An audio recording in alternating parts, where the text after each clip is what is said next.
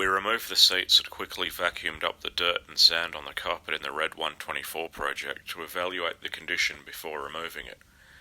To my surprise, it's actually pretty good. It does have a few coffee spills, but they should clean out easily once the carpet is out of the car.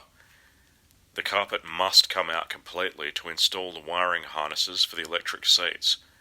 It runs in a cable tray from the front fuse box on the driver's side to the middle of the floor, and then across to both sides and up into the doors themselves.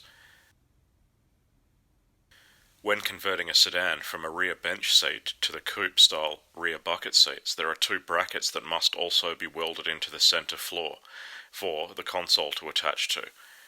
I'm having these cut out of the donor car and will fit these later.